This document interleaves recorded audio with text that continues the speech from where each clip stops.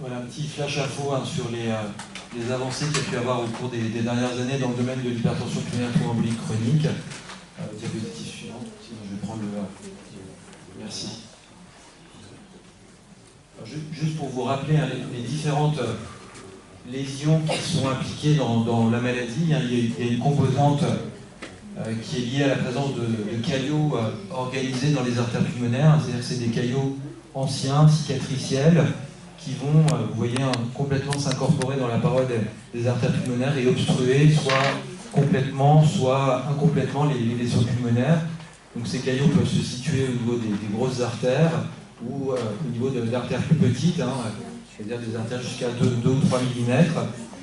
Et puis en plus de ces caillots fibreux, eh ben, on a ce qu'on appelle une microvasculopathie, c'est-à-dire un épaississement de la paroi des petites artères microscopiques. C'est vraiment identique à ce qu'on observe dans l'hypertension artérielle pulmonaire tout venant. Alors pourquoi je vous montre ce schéma? Parce qu'aujourd'hui, on dispose de traitements qui vont pouvoir cibler toutes les composantes de la maladie. C'est-à-dire que la chirurgie qu'on voit ici, qu'on appelle l'endartérectomie pulmonaire, elle va permettre de retirer ces caillots fibreux dans les grosses artères pulmonaires. L'angioplastie pulmonaire, elle va permettre d'écraser ces caillots et donc de réouvrir les artères de petite taille, des artères de 2 ou 3 mm. Et puis les traitements médicamenteux, comme le riociguat, vont permettre de traiter la microvasculopathie. Et donc, aujourd'hui, grâce à toutes ces thérapeutiques, on va pouvoir cibler toutes les composantes de la maladie et donc avoir une efficacité extrêmement importante, puisque vraiment on peut agir sur toutes ces composantes. Alors juste pour vous montrer l'algorithme tel qu'il était proposé jusqu'à récemment, c'était les dernières recommandations. La première étape, c'était lorsque le diagnostic était réalisé, il y a une équipe de médecins qui se réunissent avec des chirurgiens, des médecins qui font l'angioplastie pulmonaire, des spécialistes de l'hypertension pulmonaire et puis des radiologues, et qui décident du meilleur traitement, de la meilleure stratégie de traitement pour un patient donné. Donc la première étape, c'était de voir si les caillots étaient localisés sur les grosses artères, et si oui, eh bien, le traitement qui était proposé, c'était l'endartérectomie pulmonaire, qui est réalisée dans un seul centre en France, à Marie-Lannelongue.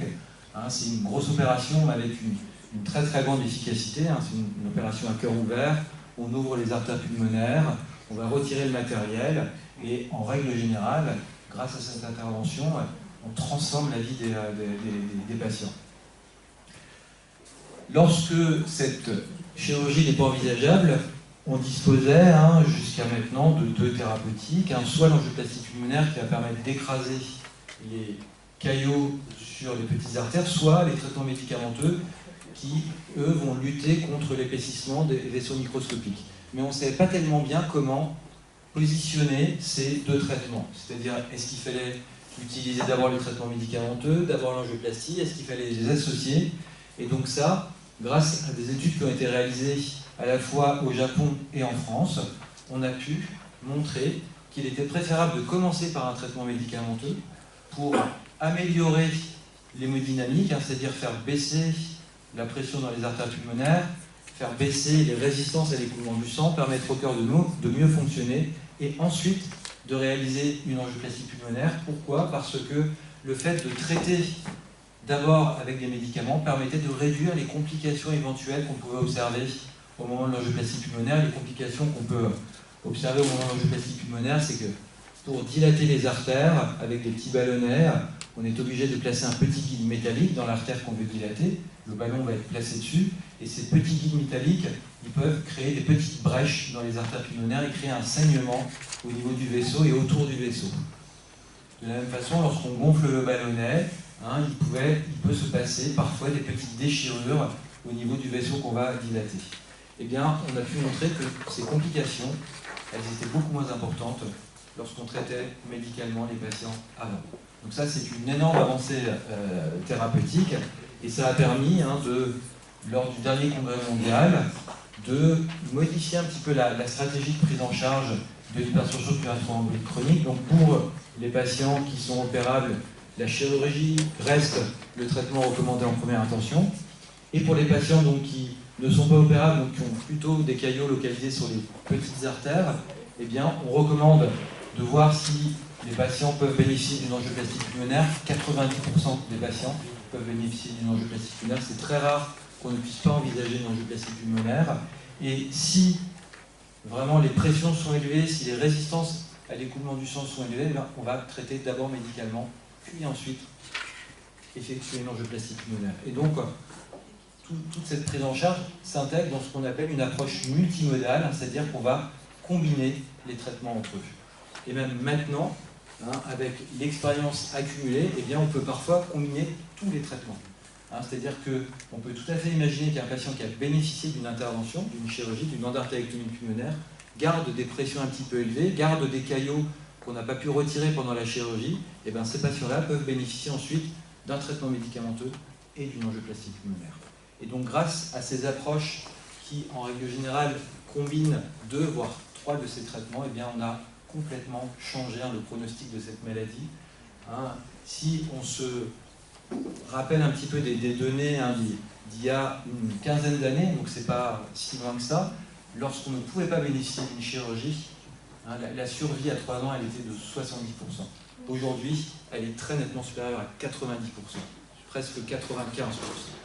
Donc vraiment, ça a considérablement changé les choses. Et vraiment l'espoir, en pouvant associer ces traitements, c'est que grâce à la combinaison de tous ces traitements, on puisse permettre aux gens d'avoir une espérance de vie qui est celle de la population générale. C'est un espoir, un vrai espoir. Il est probable qu'on réussisse avec l'amélioration des techniques. On va encore affiner les techniques d'angioplastie. Et donc il est très vraisemblable que dans le futur, on puisse permettre aux gens d'avoir une espérance de vie qui est celle de la population générale. Donc c'est vraiment un domaine dans lequel les avancées ont été majeures. Alors, il y a une étude qui est actuellement en cours en France aussi, qui, elle, on a vu tout à l'heure, je vous ai dit tout à l'heure que de traiter avec un médicament qui s'appelle le riociguat avant l'angioplastie, ça permettait de réduire les complications liées à l'angioplastie. La question qu'on pourrait se poser, c'est est-ce que d'associer 2 médicaments plutôt qu'un seul, est-ce que c'est mieux? Est-ce qu'on améliore encore les choses? C'est-à-dire, est-ce qu'on améliore le résultat final et est-ce qu'on diminue encore les complications liées à l'angioplastie? Donc ça fait l'objet d'une étude qui est réalisée en France, dans le réseau Pulmotension. Donc là, toutes les inclusions ont eu lieu, ça y est, tous les patients ont été inclus dans l'étude. Il faut attendre les résultats qu'on espère avoir à la fin de l'année.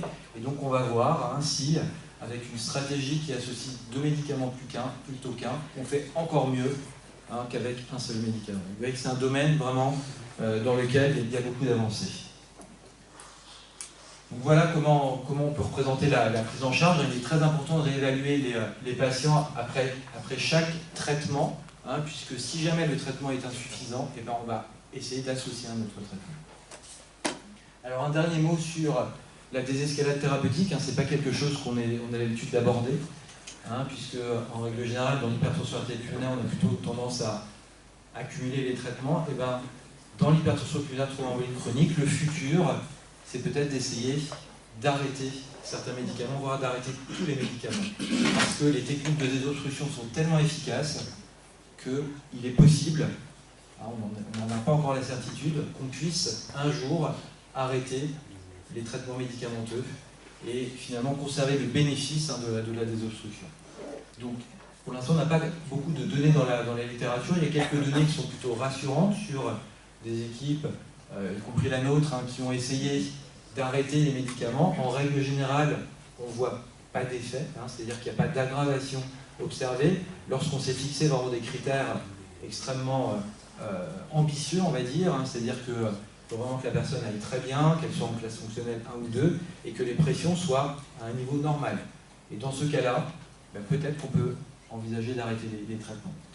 Donc dans cette idée, on espère pouvoir réaliser une étude également au sein du réseau Pulmotension, c'est-à-dire chez des personnes qui ont pu bénéficier d'une chirurgie, d'une angioplastie, d'un traitement médicamenteux et qui vont très bien, qui ont des pressions qui sont normales, qui ont une vie normale, et voir si on peut arrêter tous les traitements médicamenteux. Voilà, donc c'est vraiment les prochains projets qui seront, on l'espère, réalisés au sein du réseau. Voilà, j'en ai terminé.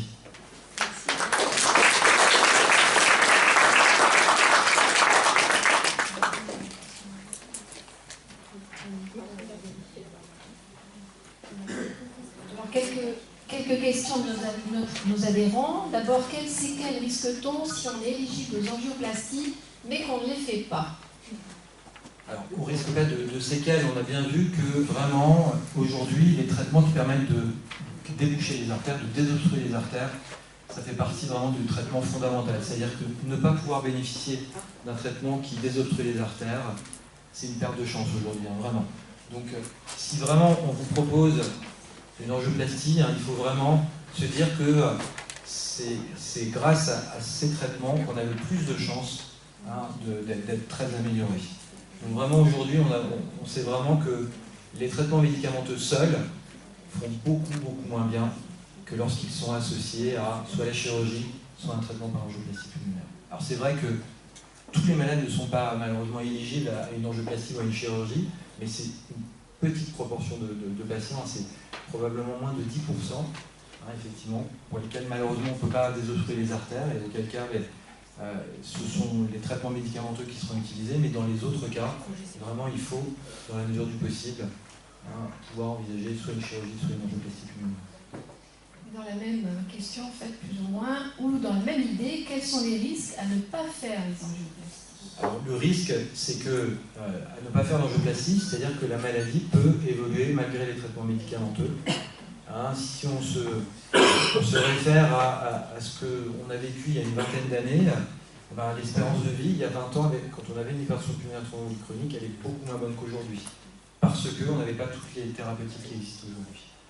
Donc vraiment, il faut vraiment être, si vos médecins vous proposent des angioplasties, il faut avoir confiance, hein, et c'est vraiment une technique qui est parfaitement bien rodée, donc qui est réalisée maintenant en routine dans 2 centres en France, à Grenoble et à Paris, hein, et vraiment, il y a très peu de complications, c'est pas très douloureux, c'est un peu long, il faut rester sur une table pendant 1 heure et demie, mais voilà, c'est plus de 140 personnes chaque année qui bénéficient d'une angioplastie pulmonaire aujourd'hui.